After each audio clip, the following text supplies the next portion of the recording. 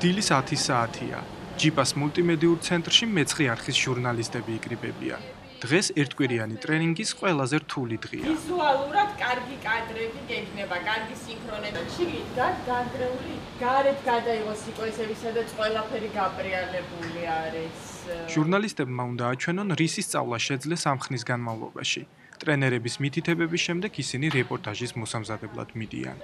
ნათია და ნიკა მეცხრე არხის ბათუმის ბიუროდან არიან. ისინი 2 წელია ერთმანეთს იცნობენ და უკვე შეთანხმებულად მუშაობენ.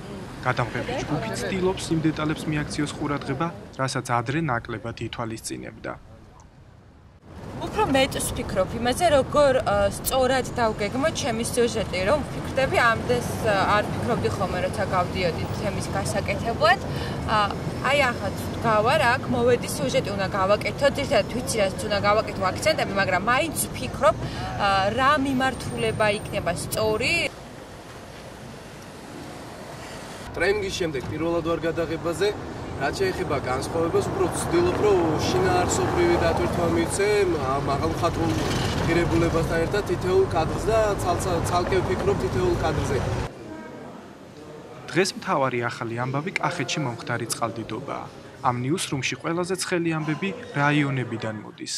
მეცხრე არხისთვის რეგიონული ბიუროები განსაკუთრებით მნიშვნელოვანია. ყოველ დღე ტელეკომპანიის მთავარ ოფისში რეპორტაჟებს 40-მდე გადამღები ჯგუფი აგზავნის.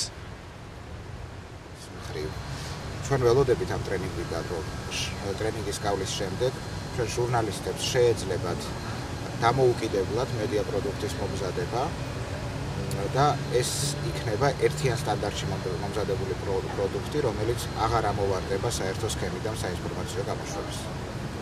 ყველაზე მეტად სამუშაო განწყობა სამონტაჟოში იგრძნობა. აქ ჟურნალისტები ოპერატორებთან ერთად იმ კადრებს არჩევენ, რომლებსაც თქვენ მთავარ საინფორმაციო გამოშვებაში ნახავთ.